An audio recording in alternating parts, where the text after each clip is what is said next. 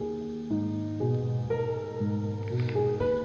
hosts feel it would be a little unkind to present this podcast without just a word of friendly warning. We are about to unfold the story of Frankenstein, a man of science who sought to create a man after his own image without reckoning upon God. It is one of the strangest tales ever told. It deals with the two great mysteries of creation, life and death. I think it will thrill you. It may shock you. It might even horrify you.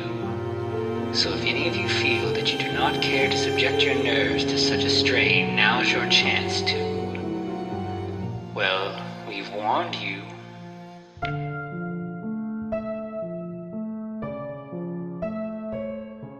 Hello, and welcome once again to the Frankencast. I'm the mad scientist, Anthony Bowman. My pronouns are he, him, and I'm joined as always by... Your pet rat, that's a narc. That is Eric Velasquez. My pronouns are also he, him. Esmeralda. Stupid rat. I hate it. Yeah. So, welcome to the first week of our very weird experiment. That's what we'll call it, an experiment, yes. So far, it's going well. Torture session experiment, we'll find out. You know, we may not be as sane as we once were. We never were fully sane, but, you know. So what are we talking about this week, Anthony? Yeah, so this week it's Hotel Transylvania, the first one, which I thought I had seen, but watching it, I was like, a lot of this does not seem familiar to me, so I'm not sure if I'd seen it or not. Have you seen the later ones, maybe? Maybe I've seen like one of them in the middle somewhere or something. I don't know. I guess we'll find out. We'll find out. That's right. But this is a pretty fun little movie. Like I enjoyed it. Yeah, it's really good to know that I think this is kind of where either like the very beginning or right after Adam Sandler just started doing like movies with just his friends and on vacation possibly. Or I don't know, maybe I'm wrong, and maybe that's been his entire filmography. Yeah, it definitely feels like, I mean, the quality of his Happy Madison works have gone downhill over the years. Yeah. It's like he's got his kind of art films that he gets into occasionally, like Uncut Gems and whatever that, but... Yeah, this feels like... For the most part, it's just vacations with family and friends, right? Yeah, and this does feel a little bit before that. It is interesting, though, because it is a lot, it is, him, Kevin James, Steve Buscemi... David Spade. Yeah, a lot of his, like, regular cast people. But it's like... The director is Genndy Tartakovsky, who's, like... Whoa! Cartoon Network royalty... Right, Dexter's Lab, right? Yeah, I think Dexter's Lab, Powerpuff Girls, maybe Courage the Cowardly Dog. I don't, but like, yeah, several of like the classic era Cartoon Network things. He also did that first like mini series of the Clone Wars, animated. Like there was like a short animated series, and then there was a different one later that was like the long running thing. But he did that first. Yeah, one. The short one was the lead up to Revenge of the Sith. Yeah. Yeah. And then the long one was, after the actual series that they're like, hey, we could still make some money. Yeah. Why stop here? Yeah, and it isn't, you think of his classic stuff and it's more like hand animation. I guess the Clone Wars thing was CGI, but this is a little, different than like his classic era stuff. Yeah. Man, I remember when I was a kid. This is kind of an aside, so you can cut this or leave it in. But like, I remember being introduced to this guy in Craig McCracken during the whole Cartoon Network. Like, they were doing some big promotion where they're like, find the next great artists and, cartoon auteurs. And it was like, they did like a call-in campaign. Okay. Or an early email campaign. And like, yeah, this dude was like one of the clear frontrunners. And I think, like I said, Craig McCracken, who I think did Cow and Chicken. Oh, it was David Feiss. I'm sorry. But yeah, it was that little small group that went on to do a bunch of other stuff that was in that contest. Okay, that's interesting. And the side is finished. All right. All right, so yeah, let's get it started. So this one actually, we get the Columbia logo, which then turns into a flappy bat flies away. Yeah. Yeah. By the way, can we go through the cast list, because this thing is stacked. Oh, yeah. It's fucking stacked. So we mentioned Adam Sandler, Kevin James as Frankenstein, David Spade as Griffin, a.k.a. the Invisible Man, Steve Buscemi as Wayne the Werewolf, which that's fun, right? Yeah. Andy Samberg, kind of like, this is kind of his SNL like period, right? Yeah. Yeah. And then, of course, Fran Drescher is Eunice, a.k.a. Frank's wife, which you know immediately. Right, of course. Because, you know. John Lovitz is Quasimodo. How wild is that? Yeah. All right. And then we've got Chris Parnell, who's also an SNL alumni, playing The Fly. Not any specific iteration of The Fly, just The Fly. And just this, like, really, like, obscure actress no one really knows about. Selena Gomez as Mavis? Yeah. What? It's that era where, like, these kind of family-friendly animated movies would just have these, like, massive stacked casts. Like, I feel like DreamWorks was kind of like the instigator of all that when you had, like, Shrek and all that, you know. I forgot Molly Shannon and CeeLo Green. Molly being the mother werewolf, just super pregnant werewolf, and CeeLo Green as the mummy. So right, yeah. CeeLo Green as the mummy is an interest, and he does sing a little bit, but not as much as you would assume when you get CeeLo Green to play a character in your movie. I mean, he was on The Voice, for Pete's sake. Come on. So then, we start out. You know, it says 1895. We've got a foggy castle. Like, it starts with, we got like Dracula flying in as a bat, turning into, to human form. There's like this ominous music swelling. Right. Looks like something really terrible is about. Crib. Yeah, and then he just starts playing peekaboo with the little baby. Aw, isn't that adorable? Goes from ominous to little baby. Yeah, and then we pretty much just get like a montage, of Dracula being a dad and also commissioning the construction of a hotel. Right. So, well, can we also talk about how the little carousel over Mavis's crib, because that's who we're going to find out the baby is Mavis's daughter, has a decapitated head, a piranha, and an axe? Like, that's dark. That's like some movie. Munster shit. Like, just get some spooky stuff in there. You got it, right? Yeah. But yeah, as you said, goes immediately into the building of a hotel. That's weird. What's that about? Yeah, and we just kind of see him being a dad. Like, there's and he's a single dad. Like, we don't see a mom, so there's something going on there. Part of the montage, he talks to her about how humans are scary monsters. Basically, like he's reading her book called Harry the Evil Human. Yeah. The cutest part of the montage for me is that he teaches her how to turn into a bat, and it's like a training wheels, bike riding kind of. Right, 'cause she's wearing a helmet. Yeah, it's super cute. Absolutely, it sure is. And then the montage kind of ends with Dracula. He's got like a photo of a woman that it's easy to assume is his wife, who's now gone. Yeah. And he's like, don't worry, I've created this hotel for monsters. I'm going to keep all the humans away, and I'm going to protect our daughter. I wonder what's going to happen then. It's going to be the driving force of this movie, I wonder. Yeah. And then we just get, another title card, present day, and we see a carriage arriving at the hotel, and it's full of, like, the werewolf parents and, like, a huge just litter of werewolf pups.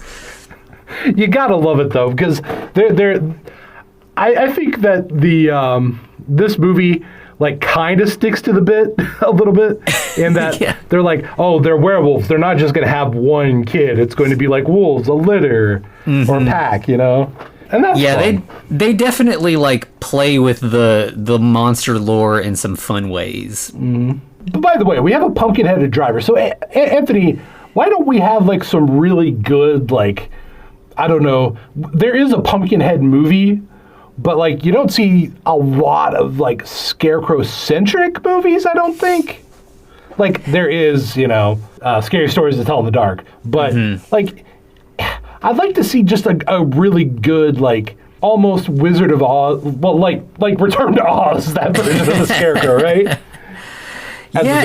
It seems weird because like it seems like it would be an easy monster to do, you know, like there is a movie called Dark Night of the Scarecrow that's not very good. Yeah. But yeah, beyond that, yeah, it seems like, you know, it'd be easy to put somebody in a pumpkin mask and just shabby clothes and do something really, really creepy and cool. But yeah, for some reason, there's just never been anything. Yeah, I mean, like if you search it, you can find a couple, like, you know, the kind of movies that you find on Tubi that are just like, you know, forgettable kind of things. But yeah, nothing really, super really iconic. Solid. Yeah. I mean, don't at me with Sam from Trick or Treat, because he's tiny and yeah, he's deadly, sure, but he's also not the focus of that movie. Yeah, and he's not really a scarecrow. Right. I mean, he's definitely become an icon, but yeah, it's a different thing. Like he's not, you know, out in a cornfield on a, you know, on a cross or anything. The Children of the Corn movies really messed up by not going that route. I mean, they've clearly diverged from Stephen King's writings anyway, so. Yeah, I mean, there's like, you know, 12 or 13 of those at this point, and none of them managed to do anything with scarecrows. Like, the first one's okay. Maybe the second one's all right. But yeah, that's it. Yeah. As the werewolf family arrives, they kind of go into the lobby. This is kind of like when Claudine arrives at school in Monster High. Like the lobby's just full of all kinds of monsters, and of course with this being CGI, they can just do anything. So there's I mean, it's just, there's like weird blob things, there's little like brains that float around like with eyeballs on the front of them. That's fun. Yeah, like, those things were cool. Yeah, and also we all have like living skeletons, or the skeleton mariachi band. Yeah. Yeah, so there's just, and you know, the like hotel staff are all zombies, you know, in their little like bellboy outfits and everything. So yeah, it's just, you know, it's got a really fun, festive vibe, and the monsters, it's as Dracula had hoped, monsters can come here and they can go on vacation safely away from humans. They don't have to, you know, worry about hiding. They can just kind of thrive here. Right. But what this movie doesn't talk about is, so why do monsters need to have a vacation? I mean, and also, why aren't they just living here if this place is so great? Like, this is literally like paradise for monsters. Yeah, it does seem weird because it's like everybody's just arriving, and like the big thing I think we'll see pretty quickly is that Mavis's birthday is this weekend, and so Dracula pulls out all the stops, and like everybody comes to the hotel to celebrate Mavis. Right. See, I feel like the Castlevania Dracula had this right, because all the monsters live in the castle with him. Versus just the ghouls or zombies, sorry, and gargoyles and animated armor in this one. Oh yeah, yeah. It seems. I mean, if they've got room for all these monsters, like why not just make it where they live most of the time? I mean, like we even have like a Bigfoot type thing that's like so big that we just see like, you know, from the knee down. Just the like, foot. Yeah. Yeah, and we get a Yeti too, which I feel like those are cousins, so there would be a little bit more to scale. But what do I know? Right. So Dracula is chatting with like his sort of friend group. Like, you know, I guess he cares about all these monsters, but he has his like central crew, which is, you know, the universal monster lineup, basically. You know, we've got the werewolves, we've got Frank, who has arrived in pieces because he mails himself because he's scared of flying. Well, you know, because the plane could catch on fire. Right. You know. Running with that one. And while they're talking, like the zombies are trying to reassemble him, and they're doing a bad job. You know, they're putting like a foot in his shoulder and all that, and Dracula's getting annoyed. Well, Dracula also gets molested by the Invisible Man. Right. Just gives him a smack on the booty. Yeah. Which I've never been that close with my friends. Right. And in this, the Invisible Man is pretty much just like floating glasses. That's pretty much all we'll ever see from him. Well, and eventually swim trunks. Oh, right. Yeah, of course. Yeah. And then we also meet Murray, the mummy, who rolls in on like a huge sand dune, just like fills the lobby with sand. And he's like the party guy of the group. Yeah. He is like, he's excited. He's ready to get down. Well, you'd think it would be Wayne the werewolf because, I mean, he is a party animal.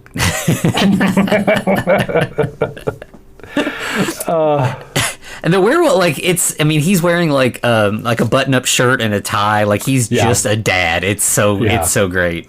Chronically depressed dad. It's like, you could have got fixed, man. You know? Right. Remember to stay in your pets. And right away we get like there's like a fart joke here that just like lets you know you're in an Adam Sandler movie here. It's like the lower half of Frank like walks over and like hides behind Murray and then farts and makes it look like it was Murray.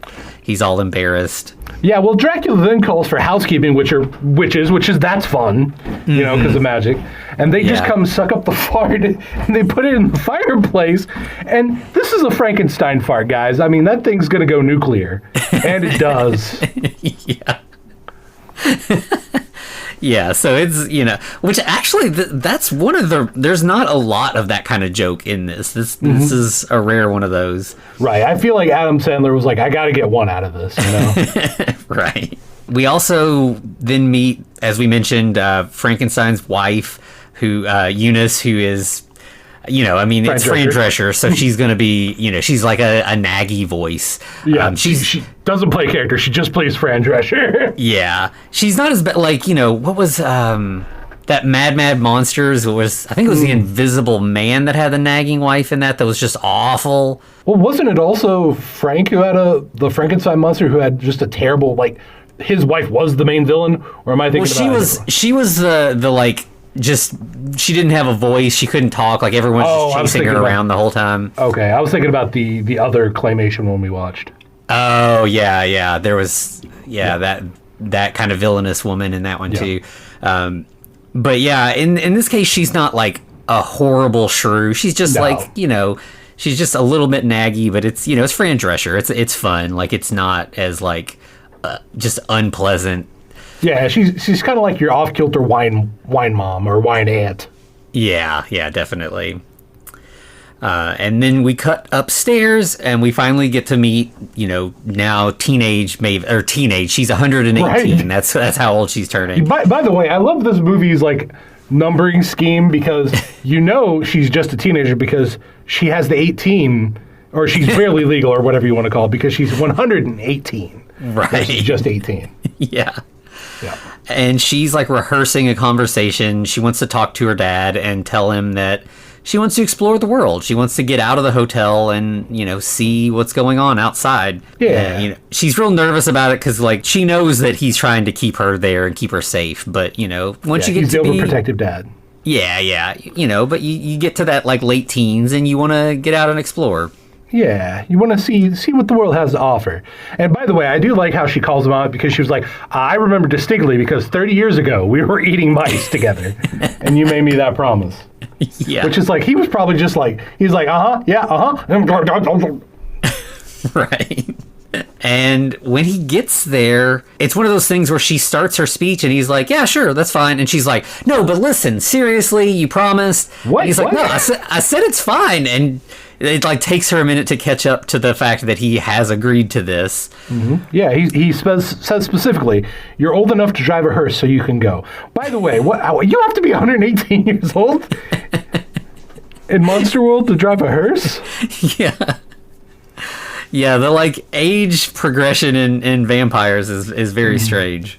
Right. Well, I mean, the fact that we have an age progression in vampires is very strange. Yeah, true. So she's like, okay, good. I want to go to paradise. And he's like, where? What's a paradise? Yeah. And she pulls out this postcard from like when her dad and mom like were first, dating or whatever. They went to Hawaii and it says like, welcome to paradise. Oh, you mean Hawiwi? As she says. Yeah. Which definitely reminded me of Brian and Charles, all of the Honolulu. Yep. But he's like, oh no, yeah, that's Hawaii, and yeah, maybe you could go there someday, but like that's pretty far, and we've got all these birthday events planned. Why don't you just, there's a village nearby. You could go check that out. Be back in an hour or so, and we'll do birthday stuff, and then we could talk about further out at some other time. Yeah. She's like, okay, yeah, that seems like a good compromise. I'll do that. By the way, the monsters do burst in at this point, and like Eunice is like, What are you thinking letting her go out? What is wrong with you? It feels like everybody, all the monsters are scared of humans, and it kind of feels like it's all Dracula's fault. Like he's kind of engendered this fear in all the monsters. I mean, to be fair, he's kind of earned it. True. But also, yeah, I mean, it would be interesting to learn the story from the other people's perspective, but this is an Adam Sandler film, and he has to be the center of attention, so. Yeah. And so, yeah, Mavis is excited. She, turns into a bat, flies away out the window, heads towards the village. But of course, her dad is following close by, trying to kind of be secretive, but he wants to see what's going on. Yeah, he's got to protect her, right? Yeah. Maybe. I don't know. We'll find out here in a moment. So, yeah, and it's like as soon as she arrives in the village, at first it's just like empty, and she's like, hello? Is anybody here? Yeah, then she goes up to a shop. Yeah, and she's like looking in the window at like a mannequin. There's like a dress or whatever, and then suddenly just tons and tons of angry humans just appear from everywhere, like all different directions. They're shouting torches. at her. Oh, throwing what is it? Garlic bread in her face. Right. But I mean, the animators are clearly lazy here because none of their mouths are moving. Right. Yeah, and they're just kind of making weird groaning sounds. Right. Like, they're not very articulate humans. They sound more like zombies than me. I don't know. And she's trying to like call, and she's like, no, I'm not. I just want to get to know you. I'm not trying to hurt you. And one sets themselves on fire. Yeah. They like start bumping into each other, and Dracula's like, come, stop. He's like at like a different edge of the mob, and like trying to like get them to act normal. So yeah, as we're kind of implying, it turns out that these are a bunch of zombies wearing human masks. Faces. Yeah. And Dracula has put this whole thing together to try to scare Mavis away. Well, he does so, and it turns out that this town isn't much of a town because like the facades start falling over. Yeah. If she'd only stuck around for like a minute or two. Yeah. But yeah, like they all set themselves on fire, and she's like, do you want me to help you? Is there something I can do? And they're just still kind of like, mobbing towards her. And so, she, she doesn't know what humans are like. So she's just like, okay, I guess I'm going to take off. So she flies away. Right. But as everything's falling apart and Dracula sends everybody home, he's like, go ahead, go on home, guys. We do see a terrible, like, figure that just starts grunting in silhouette. Mm-hmm. Like, And it's this kind of big, lumbering shadow. It kind of has a Frankenstein shape to it, really. Like, it's real big and boxy. Maybe it's his cousin. Who knows? Yeah, we'll see. And so then, of course, Mavis gets home and talks to Dracula, which, of course, Dracula is sort of, acting surprised. He kind of comforts her. It's clear that his plan is working and he's trying to, like, play it cool, But, like... Right, he's very happy, but also not. Yeah. Outward. He's like, oh. And as soon as, so he leaves the room, and we've kind of seen them already, but this is the first time we really get a good interaction. All the doors have shrunken heads hanging from the doorknobs, and they're kind of like the do not disturb signs. Like they will, they'll say... Literally say, do not disturb. Yeah, I think when he was coming in, a lot of them were saying that as he was walking past different rooms.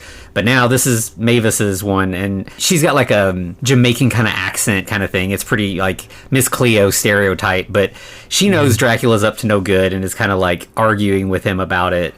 We also get the first mention of the special present that Mavis's mom left her for her birthday. Yeah. So she's I guess 118 is like a big milestone with vampires. And so even though her mom's gone, she had this gift set aside. And so it's not as good as when you're 121, you actually get to drink like unfiltered blood for the first time. Right. Distilled blood. Yeah. So yeah, Dracula heads downstairs and we see that shadowy figure that we saw earlier has arrived. It's the scariest monster of all, Anthony. It's a human! It's Andy Samberg as like the chillest bro of all time. Right. And the reason that he had this big sort of like Frankensteinian silhouette is he's got like he's a backpacker. So he's got this big backpack. Yeah. But yeah, he just kind of like goes traveling around. And this time he happened to see a trail of burning zombies going into... And just decided to follow him. Yeah. So, and we did. Oh, his name's Jonathan, by the way. Right, yes. There was something earlier, I can't remember the context, but like somebody specifically mentioned like this hotel will be safe as long as you don't have any bonfires or, keep it low key. And so, of course, here Dracula has fucked up. The biggest bonfire. Yeah, and so it's kind of, it's a nice sort of bit of irony that like it's his fault that a human has arrived. Dracula is like instant, like he sees it's a human and he is, oh shit, yeah, he's like trying to get rid of him as quickly as he can. The guests are all sort of like, hey, I need some new towels or whatever, it's just like, yeah, no one's noticing him. Yeah, and they're just kind of demanding things while he's trying to dodge around them. It's interesting because he's genuinely afraid of him, but also like he's kind of like he's facing his fear to try to protect everybody else. He's like, get out of here, human. Yeah. He's like, I can't kill him because that would set us back, hundreds of years. We've made so much progress. So ultimately his idea is Also, it's a guy that's gone missing. Right. So yeah. That's going to bring investigators too. Yeah. And of course, Jonathan the whole time is just like, man, this is a cool Halloween party. Like these costumes are great. And Dracula's like, costume. That's it. That's what I'll do. So he dresses Jonathan up in a kind of Frankenstein getup. Like he draws some stitches on him and spikes his hair up all like Bride of Frankenstein-ish. Paints him blue. Mm-hmm. And also this is where we meet Quasimodo for the first time, which he's a monster, I guess, other than just a guy with a... Yeah, hunch. Yeah, he's the chef of the hotel. And he's got that stupid rat. Yeah, which is funny. So it's like kind of which Ratatouille, I don't know if that was probably before this, right? Yeah, I said he's got a Ratatouille as well. But the rat's name is Esmeralda, like obviously from The Hunchback of Notre Dame. Now that Jonathan is disguised, Dracula thinks he can kind of escort him out of the hotel a little more easily. But the whole time Jonathan's just like, man, these costumes are great. And then he bumps into a skeleton and is like, wait, how did you... I can fit my hand inside of your ribs. Yeah, that's the first thing. You don't ask... I mean, he didn't ask before he put his hand inside the skeleton. Yeah. That's rude. Yeah, that is, and that's another skeleton comes by and he's like, "You put your hand inside my wife? What are you doing?" Right. And so that's a non-consensual touch there. You don't do that. Yeah, bad Andy Samberg. Yeah, and then he bumps into a giant Yeti and is like, "Wait, that's not a costume. This is." And then steps on one of the living brains that we were talking about. So it's like a rule of threes of like things he's seen that can't conceivably be costumes, and he is now freaking out. Well, we also have the giant spider as well. That runs around with him.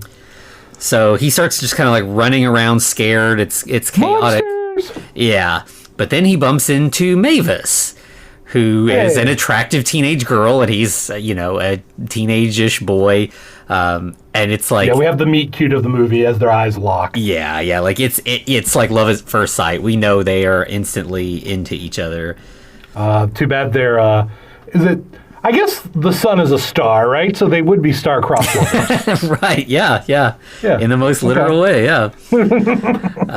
And then Dracula comes running over, and Jonathan is surprised to learn that Mavis is a Dracula, and that this Dracula that's been dragging him around everywhere is her dad. Yeah, he's the legit old school. And by the way, Drax smooth, man. He's like, yeah. I just hired him to help me with party planning.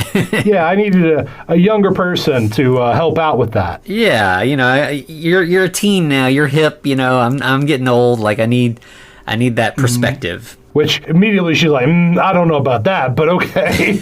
And, of course, Jonathan and Mavis are already striking up a conversation. And she's like, oh, I'm 118. And he's like, 118? And Dracula's like, yeah, you're like 100. You're 100. And he's like, I'm 121. Yeah. Right. Because, the guy's got to be older. Yeah. Mm-hmm. And so, then Dracula, like, kind of escorts him away from Mavis and gets him upstairs. And they have a little bit of, like, a moment where they're, like, like, it's a genuine conversation between Dracula and him. Like, I think Dracula realizes that he's not a danger in a literal sense, but, like, still having a human here could kind of send his whole worldview crashing down. So... Yeah, it's definitely going to mess with everyone. Yeah. Yes. So they decide to go through a secret door because you got to have a secret door in a Dracula castle. Yeah, and that leads to just like a montage of like silly monster stuff. Like they just keep, it's like Scooby-Doo-ish, you know, they keep opening doors and it's like they run into fleas that are on their honeymoon. Which, are fleas really monsters though? I don't know what that was about. It's just, you know, it's like the old cartoon bit. Like it's just two tiny little black dots and like subtitles of what they're saying and everything. And then of course they walk in on the skeletons bathing together, which, woo! Yeah. Yeah, so but the end, the last sort of like room they get into is Frankenstein, the Wolfman, and the Mummy are fighting with zombie Beethoven, Bach, and Mozart. Yeah. I love it. So, I mean, we're having our monster fight right here. Right. And the zombie composers are great. They don't like say it, you know, they're just kind of grunting and stuff. But, well, who is it? Is it Mozart or Bach that does or is it Beethoven that does da da da da? Yeah. I failed my classical music studies. I think that's Beethoven. But yeah, and so the thing is, the monsters, I guess they had a band back in the day, and they want to get the band back together. But Dracula had planned that all the music at the party was going to be these composers. Right, and they're like, that's lame. Yeah, we want to, you know, update things with some cool, like, hip music. And, you know, Monster Jonathan is there, and he's interested in hearing some rock music from the monsters. Well, Mavis also finds them, and she's like, hey, how are you doing? Because she's stalking him now. Yeah. And we find out that his monster name is Johnny Stein. Right. He's the cousin of Frankenstein. That's the cover, at least. Yeah, and like, so they're kind of having a conversation separately while Dracula's trying to like tell his friends to, you know, I've got this under control. I've got these composers. They're going to perform. You don't need to. Right. But like the two conversations end up kind of crashing into each other. And you know, Mavis is like, yeah, this is Johnny. He's your cousin, right, Frank? And Frank's like, I don't have a cousin. Who? And Dracula's like, yeah, you do. He's your second cousin, twice removed, on your arm's side. Your right arm's side, yeah. And like Frank's like, oh, that's cool. I have a cousin. Yeah, and he's like, my great-great-grandpa was a pig murderer or something. And he's like, right, I have pig murderer blood in my veins. Yeah, he's like excited about it. Then Jonathan kind of like pulls Dracula aside and he's like, are they going to kill me? And he's like, not as long as they think you're a monster. Right. And he's like, that's kind of racist though, right?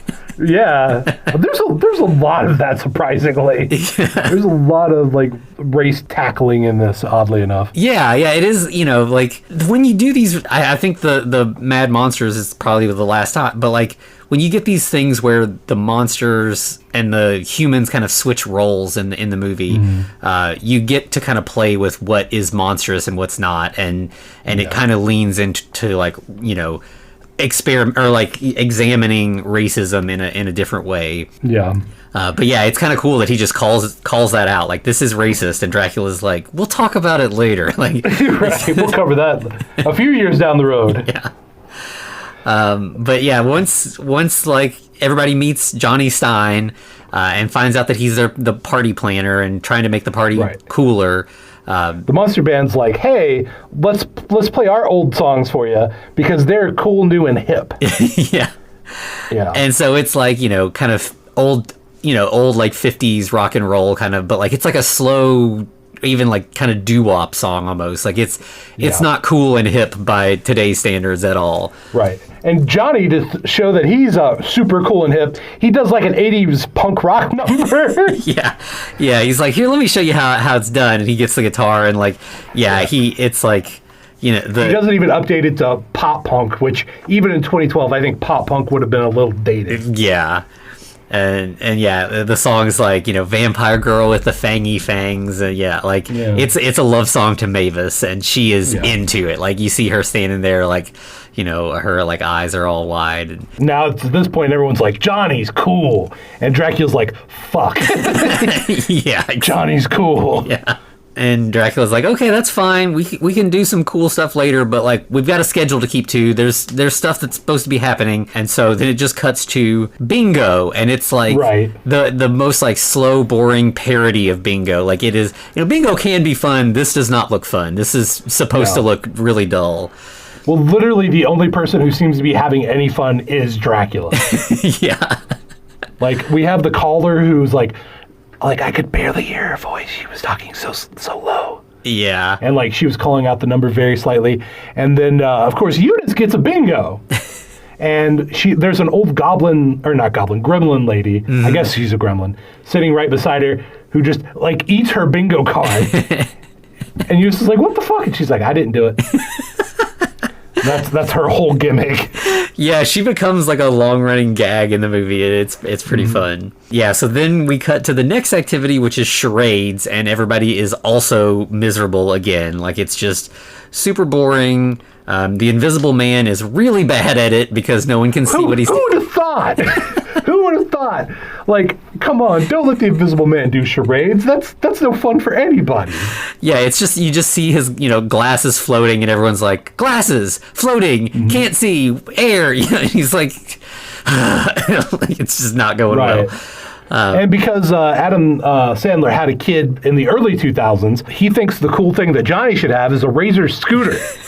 Right. Once again, outdated. Yeah. At this point. So yeah, he comes like sliding in on his Razor scooter and does some tricks, and everyone's like, "That's cool." So then everybody does Razor scooter tricks, and they're all having fun. So and then the old gremlin lady eats the scooter and goes, "I didn't do it." Yeah. And then we just cut away to like later on at dinner, and all the monsters are kind of sitting around as Johnny's telling them all his traveling stories, and they're like, "Yeah." They're like, "Wait a second, monsters don't go to the Taj Mahal."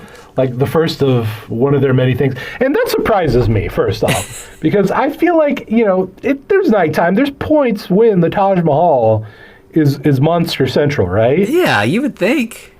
Yeah. But yeah, and they're just like, how do you do it? Like, how aren't you scared? He's just like, I just roll, I just do it, Just roll. Yeah, he's just, chill. Everything about Johnny, it's Andy Samberg being the most Andy Samberg.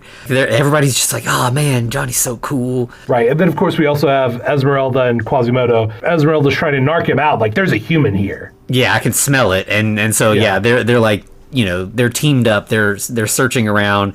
And Dracula's trying to like distract people and move things around. He's doing everything he can to like try to protect. Well, like at this point, he not only is trying to protect his hotel, but he does want to protect Johnny. Like he does not want him to get discovered and killed by the monsters. That and also freak all the monsters out to where they'll never come back. Right. True. Yeah. And he's like, all right, here's the plan, Johnny. You need to make an excuse to leave. Like act like you're going to jump in the pool. And then say, "Oh, I hurt my back. I gotta go," and then you can leave. And he tries to, but everybody's like, "Oh, Johnny's gonna jump in the pool. Let's all." And so let's play water chicken, which is just chicken, right? Yeah. So now they're just having like a fun pool party, which is again the opposite of what Dracula was trying to do. I love that he's the overbearing dad because he's like, "You're being too rough. You need to calm down. We can't have this stuff going on here, right?" So then Dracula, to like stop everything, he just drains the pool. Well, can we talk about how Frank does a belly flop from like a mile up? Yeah. Does a like splitters into pieces after he hits the water? Yeah. He hits the water and then just like he floats up in parts. It's really good. And then of course the Wolfman decides he wants to pants the Invisible Man. Because why not, right? Right. And isn't there like it was cold? It's like right. Why do you have to explain? Nobody's seeing anything. Yeah, it's that like the Seinfeld gag, but yeah, with the invisibleness, it's pretty good. But yeah, as you said, because of the water, Johnny's makeup's coming off. Yeah, and Dracula's like, oh shit. Yeah, and so then Dracula again, once the pool's empty, he drags Johnny outside. So now we're in like the forest outside the hotel, and he starts glamoring him like, "You will leave and you will never remember any of this." Well, that doesn't seem to work. Yeah, it just completely doesn't work. And Dracula's like, "Wait, what? This has never happened before." And Johnny's like, "Well, I've got contacts. I've got contacts in my eyes with that." And Dracula's like, "What's that?" And he starts trying to like pull his contacts out, and Dracula gets real grossed out. Like, you're touching out of everything.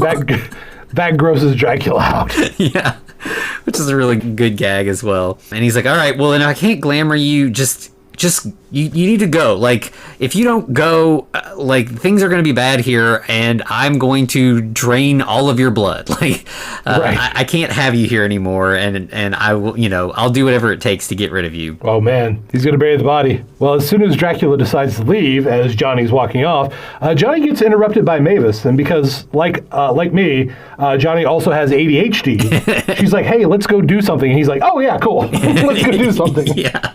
So they end up on the roof of the hotel, and he's again kind of talking about his travels, and of course, Mavis you especially. You can see Budapest from up here. Yeah, and all the other monsters were impressed about the traveling, but especially Mavis, like she's clearly wanting to get out and see the world, so she's really enjoying that. And then the sun starts to come up, and well, can we also talk about the gag where she's like, "Is Budapest right by Wi-Fi?" He's like, "Hawaii." Yeah. Yeah, the sun's coming up, and so she's like, oh, I gotta go inside. And he's like, oh, you've never seen a sunrise, have you? And she's like, no, of course not. Like, the sun's dangerous. I gotta go in. This is Johnny actually being low-key smooth here, by the way. Yeah, and he has her, like, kind of stand behind him and, like, look around, like, peek over his shoulder.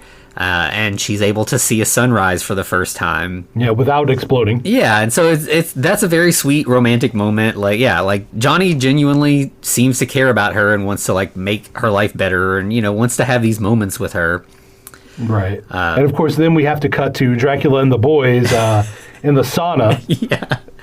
Which I love that the werewolf or Wayne is just panting because it's so hot. Yeah. Yeah, that was a really nice touch. Yeah, and then of course everyone's talking about how great Johnny is, and it's nice to see Mavis have fun with a boy. And Dracula's like, she wouldn't get with him. What is it he says? Something about like his kind, his kind. And Frankenstein's like, whose kind? Good sir. Yeah. And he's like, no, not because he's a Stein. It's because he has red curly hair, and that's gross. And that sets off the Invisible Man. He's like, wait a second, I have red curly hair. And I do like how Dracula's like, how would I know that? Right. But Dracula's like, it doesn't really matter anyway because Johnny already left. He's gone. We don't have to worry about him anymore. And then instantly, Johnny falls through the roof and crashes into Dracula's lap. Like, just lands on him. Oh, no. And yeah, Dracula is obviously not happy that Johnny's still around. He's like, okay, well, you're the party planner now. We got to do this. So he drags Johnny to like a big ballroom, and there's like a bunch of tables all pushed up against a wall. And he's like, all right, you can arrange all the tables in the room to get ready for the party tonight. That's your job now. Yeah, that's your punishment since you won't leave.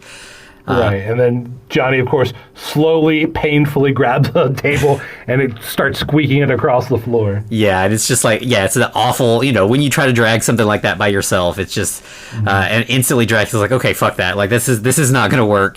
And so he starts using his magic, and he's like, okay, table 27, move to position 14, and the table flies up and moves, and he just keeps calling tables to move around. And then Johnny decides, hey, that looks cool, let me try that. Yeah, so he starts like jumping onto tables and like riding them around, and Dracula's annoyed by this, but they end up basically in like a dog fight where they're like both riding flying tables around, like swooping at each other. And there's a part where Dracula creates like a wall of tables, and Johnny like jumps off of a table and like flies through a small little gap and lands on another one. I think it's at that moment that Dracula's like, I respect this kid. Yeah. Because he actually has a legitimate smile on his face. Yeah, it goes from like he's chasing him out of anger to being like, this is fun. Like, I am enjoying hanging out with this kid. Like, I'm having a good time. Meanwhile, we've got Quasimodo and Esmeralda continuing to like sniff out a human scent. Yeah, because they're going to turn it into human pot pie. Yeah, and it ends up Johnny crashes and like falls. Like, I think they both kind of crash. And then when Dracula gets up, Johnny's gone. Like, Quasimodo has gotten him and carried him away. You just see Quasimodo running off, and Dracula's like, oh, shit. Yeah.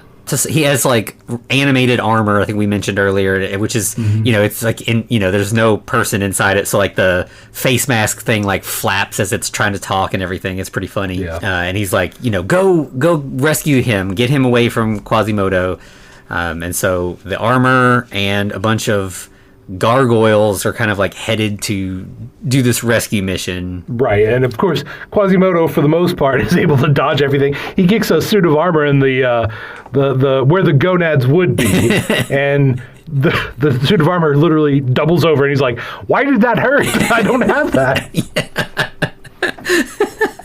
And while all this is going on, Dracula is talking to Mavis again, and he realizes that she genuinely has feelings for Johnny. And right, well, because he's like, "Oh yeah, that stupid kid," and she's like, "Yeah, he doesn't know how stupid he is and how adorable." Yeah. Oh no. Yeah, and he's like, "Oh, great!" Like, and here it kind of like moves from like scared of human to being like a normal dad who's like still kind of trying to protect his daughter a little too much from boys, like, and he's like, but I don't know if he's good enough for you and all that. And like, they kind of have that conversation, but then like I think a gargoyle or a suit of armor like runs up and is like, "They got away. We weren't able to get him." And he's like, "Okay, Mavis, sorry. This is important. I gotta go take care of something," and rushes off and gets to where Quasimodo is like about to. Well, he has Johnny spit roasted, right? Mm-hmm. Yeah, and. Dracula's like, "Stop," and Quasimodo's like, "Why? I caught a human. I'm gonna cook him. This is win-win. Like, this is great." And Dracula's like, "No, he's not human. I swear. Like, look at him. He's a monster." And he's like, "All right, if he's a monster, have him scare Esmeralda." Mm-hmm. Johnny tries and fails miserably. Yeah, and then Esmeralda scares him. Obviously, that isn't going well. But Dracula, what is it? How he like freezes Quasimodo somehow? Yeah, Quasimodo's going for to grab Johnny once again and tie him up, and Dracula intercepts Quasimodo, freezes him in the air, and then like kind of almost semi-permanently freezes him, and then shoves his finger up his own nose. Yeah, and so then we've got Dracula and Johnny like walking down the hall, and he's like, "Thanks for stopping that guy from trying to eat me. That's only happened one other time. This guy at a Slipknot concert." Makes sense. I mean, have you been to a Slipknot concert? Yeah. Which, like, that's such a, like, kids watching this movie are not gonna, that's definitely for the parents. Dated. But that's, yeah. Honestly, it was a little dated in 2012 when this movie came out. Yeah. But that made me laugh for sure. And Dracula's like, let me show you something. This will explain everything. And he takes him into, like, I guess Dracula's bedroom. Yes. But there's, like, a huge portrait of this woman, but there's, like a curtain kind of draped over part of the portrait. So we see this woman, but we don't see the whole painting. And Johnny's like, "Wait, I've seen that woman before. That's the Lady of Lubov. Like, there's a legend about her. I think I went to her castle once." Right, yeah. She was in a fire. Her whole family died. No one knew whoever did it. Yeah. They never caught the culprit. Yeah, and it's like this whole like big love story. She married this count, and they were, their love was magical, but yeah, the fire was mysterious. And when I went to their castle, I could still feel the power of their love living on in the castle. Aww.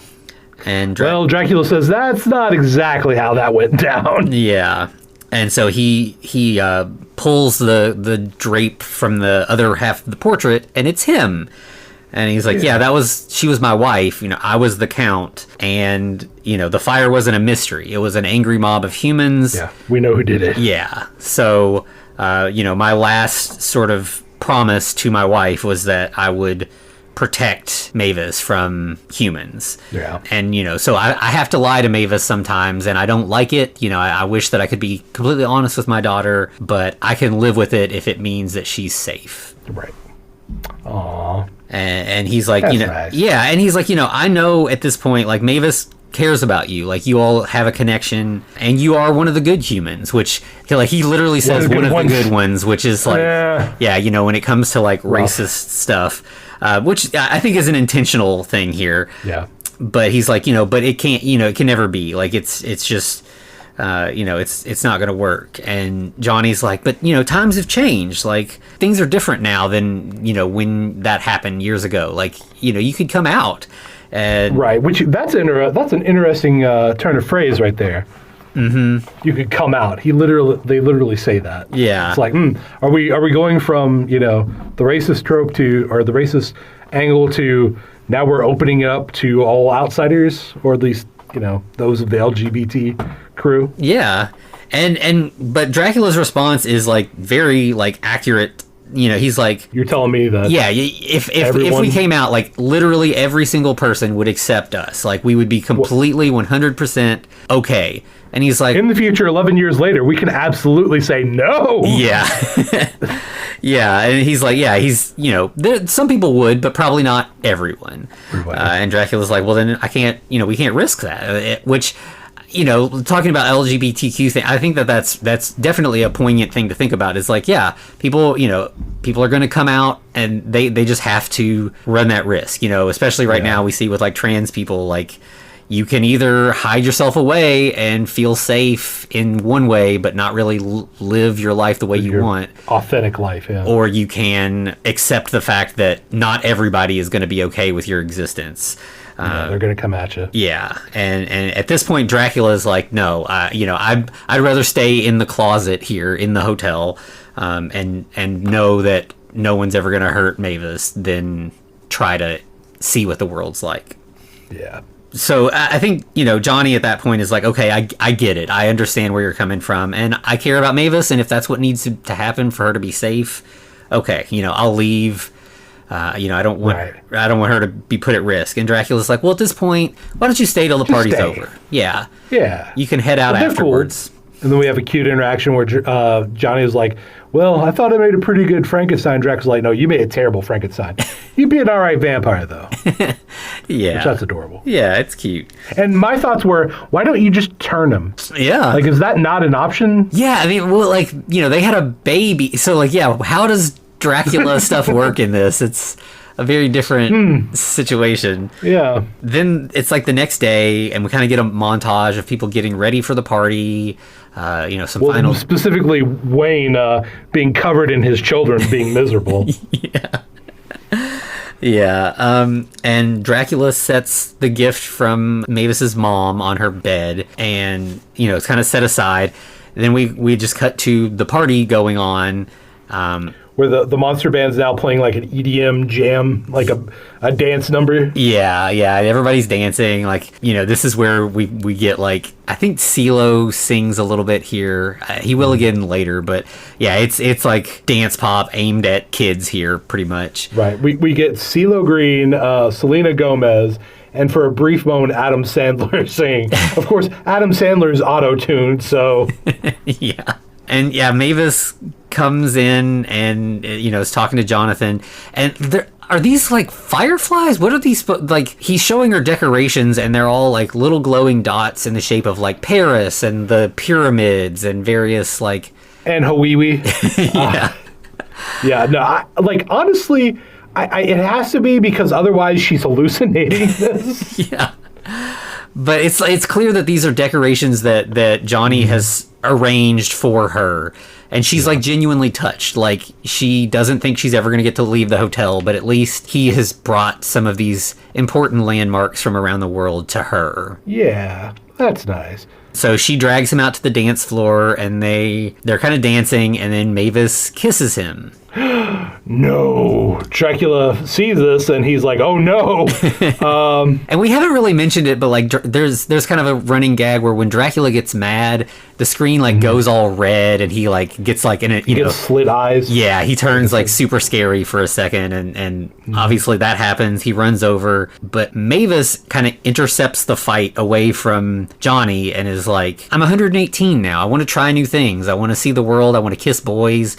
Like, this is okay. Like, you can't stop me from experiencing new things. Right. Maybe she'll go see some more humans. They can't all be like that, right? Yeah, and in like the heat of the fight, somehow, like, he's just arguing with her, and he's like, no, of course it's not going to be like that, because that wasn't even real. That village doesn't exist. Those weren't even humans in the first place.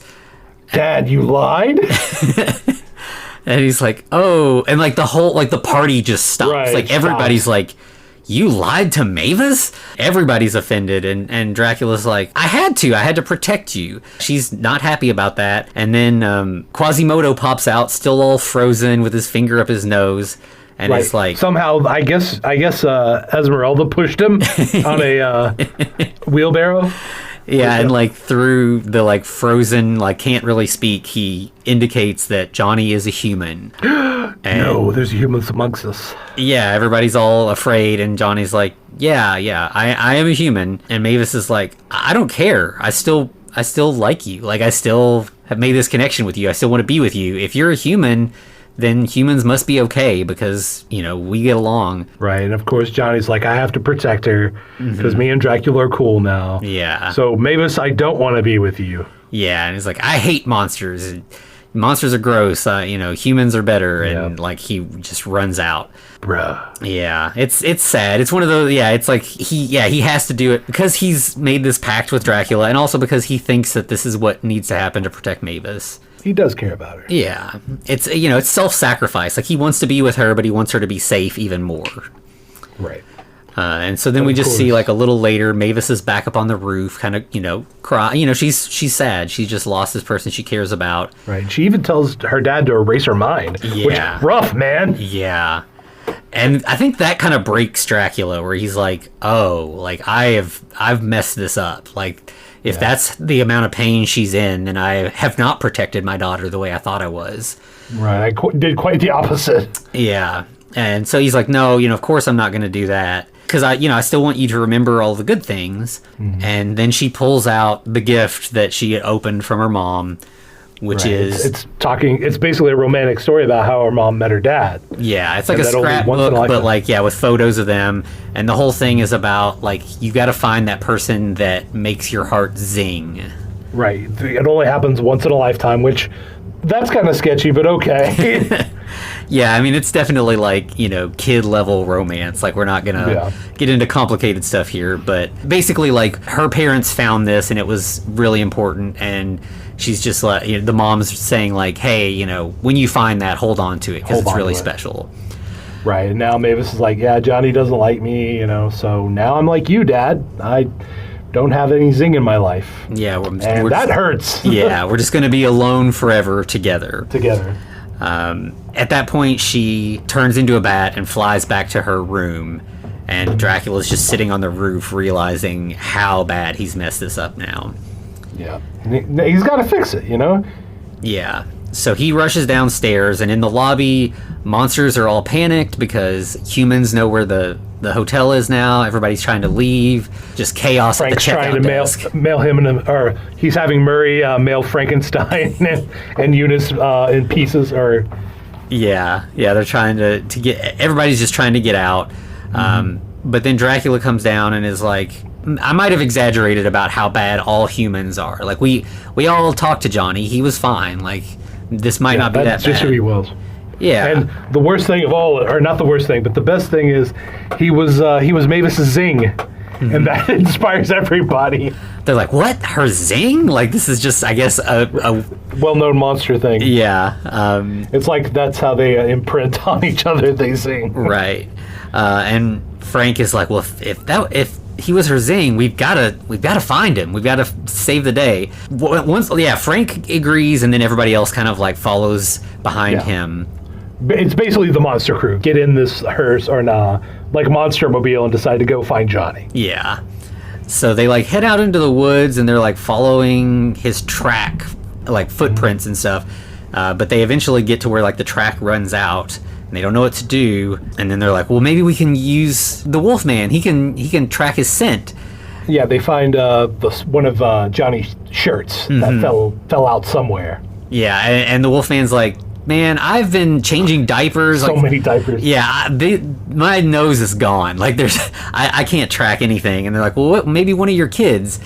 And so he calls for the kids, and it's like this, you know... Silently. Yeah, there's this like mob of like, you know, 100 little wolf boys, and they won't listen. They're just like a tornado of chaos, and they're like, do any of your kids listen to you? He's like, well, there is one. There's one.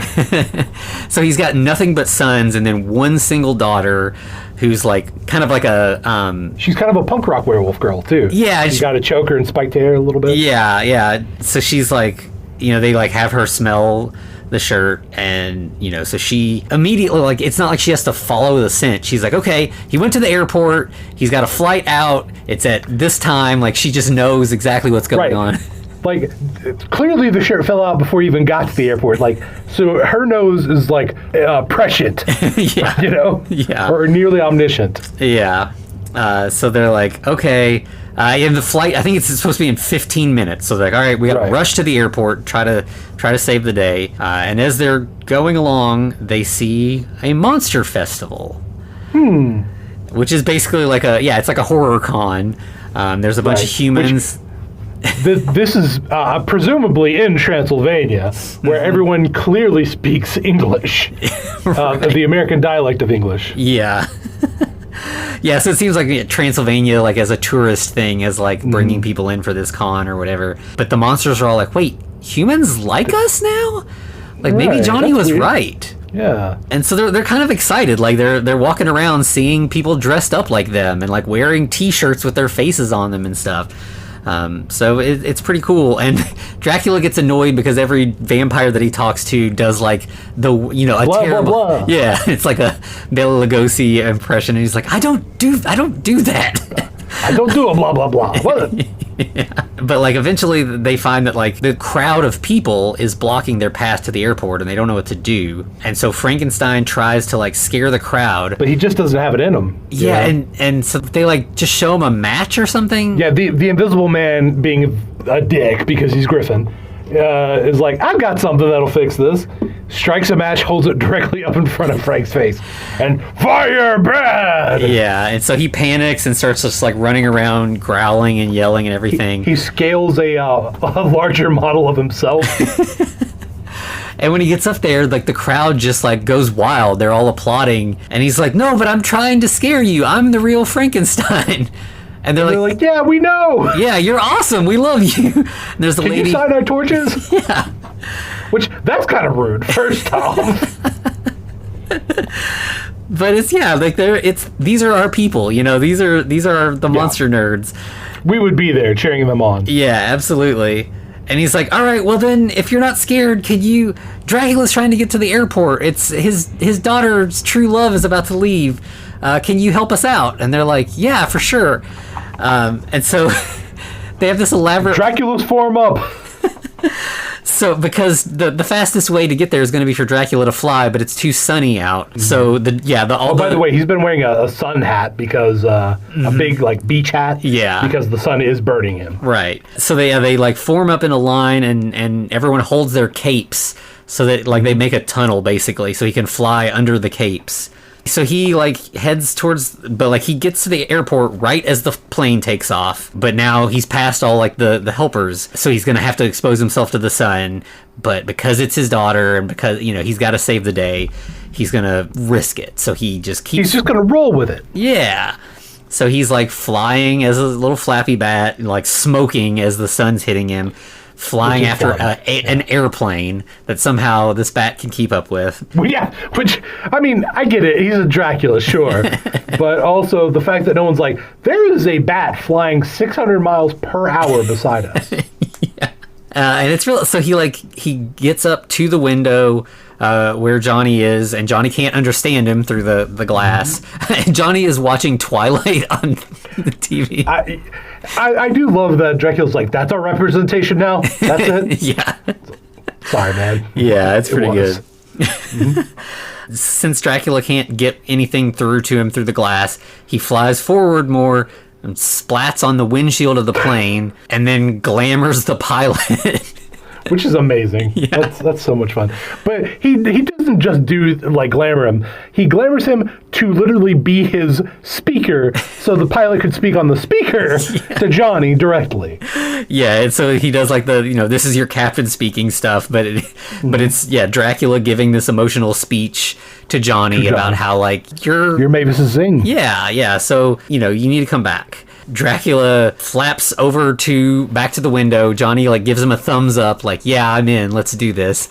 And so he then turns the plane around. Yeah, uses his glamour to make the pilot land the plane, and everybody else they're not happy about this. Right. Why would you be, Yeah. Then we just cut to like back at home. Dracula is talking to Mavis, and he's like, I realize that, I was so afraid to see you go that I wasn't thinking about your happiness, and seeing you unhappy is way worse than seeing you leave. which, you know, that's nice. Yeah. But Dracula's also like, oh, so I got you this backpack, Yeah. you know, to help you go see the world. Yeah. And Mavis is like, well, it doesn't matter, you know, I've got no one to see it with. And Dracula's like, oh, it turns around the backpack and Johnny's just hanging there. Yeah, like strapped to it. Yeah. He's like, you're my Zing. And so they're all excited. He's like, Dracula says, why don't you go out in the world and find your paradise? Yeah, find your own paradise. Yeah. That's nice. And so, as was common for these kind of movies, we end with a big dance number, which is just like the monster band singing this song that is, I think is just called "You're My Zing," basically. Zing, yeah. And yeah, we get utterly forgettable as no one has like tried to duplicate it since. Yeah, and you know it's Selena Gomez singing and CeeLo Green, and Dracula comes out at one point and does like a rap breakdown, right? Which is just it's just goofy. And then like the big ending is we see the castle from a distance, the hotel, and there's a fireworks display going off. So clearly the monsters are not afraid to be seen now. You know, that's like we had like the don't have a bonfire, but now they're setting off fireworks. Bonfires are fine, right? Yeah. No, they are. And of course, we do get some fun little like an animated ending sequence, like actually hand drawn. It seemed like. Yeah, this definitely looks more like the Genndy Tartakovsky animation style here. It kind of reminded me of like the old Pink Panther, like you know the credits would be the animated bits. Right, and of course it ends on the old gremlin woman. What does she eat and go? I didn't do that. Yeah, it wasn't just like the company logo or the Hotel Transylvania logo or something at the very end. But I didn't do that. Yeah. So yeah, I think this is a cute little movie. It's got a good positive message. You know, it's a nice love story about acceptance and that you know risk is part of life, and you know to really live and be happy, you got to go out and do things that might scare you a little bit, and you also have to realize that the people you love might do things that scare them and scare you. Yeah, and you just got to roll with it. Yep. You got to be chill like Johnny Stein. That's right, like Johnny Stein. If we could only be chill like Johnny Stein. By the way, we didn't talk about how clearly this kid's rich, right? Because who the hell goes backpacking in Europe and they're not rich? Yeah, I mean, he's talking about he's seen the Taj Mahal. He's gone to all these music festivals. He's clearly like, I wonder if this will have any effect on Hotel Transylvania Part 2. Yeah, I really don't know where this story goes. It's going to be interesting to see. Oh, no doubt. Well, you know what would be great? Anthony, I want you to put on your neck brace because we're about to get whiplash. Because we're going in the opposite direction. Because next week, we're going to have a visit by the human centipede. It's going to be another family-friendly fun, right? Yeah. Mm-hmm. One of these is the palate cleanser. We'll let you decide. Right. Right. Yeah, and I have not seen any of the human centipedes, so I'm... Oh, you're in for a treat. Yeah, I'm or you're excited / scared. But yeah, this is... It's going to be fun. Speaking of treat, make sure your mouthwash is nearby. You're going to want it. Yeah, so join us for Human Centipede next week. Yep. Amazing. Where can they find us, Anthony? So you can find us on all the socials at The Frankencast. You can also email us at thefrankencast@gmail.com. We're also on YouTube. And of course, we're at patreon.com/thefrankencast. Right. Where, we're doing all kinds of fun stuff over there. It's, I feel like, we've been doing some previews so you all can hear what we're doing over there. But we definitely would love to have you. And, if you can't afford the monthly thing and want to jump in and, binge through some stuff and then dip back out, that's not going to hurt our feelings. We got a lot of cool stuff over there and we'd love you to hear it. So. Yeah, there's a couple things that I think we enjoyed recording so much that it's worth at least, if you can't download it or can't afford to get in there, just download it. Whatever, that's fine. Yeah. Yeah, and any way you can support, we appreciate it. The interactions, reviews, rates, all that stuff. We just love to hear from you. However, heck, just have a friend listen. That'll be great. Yeah, absolutely. Well, in that case, to be continued, blah, blah, blah, blah. Looks like you survived another episode. The Freaking Cast is a production of FCR Media. It's hosted by Anthony Bowman and Eric Velasquez. Follow us on Twitter at The Freaking Cast, or send us a letter at thefreakingcast@gmail.com. Our cover art is by Amanda Keller. You can find her at Keller Illustrations on Instagram. Our theme music is by Vivek Abhishek. Thanks for listening.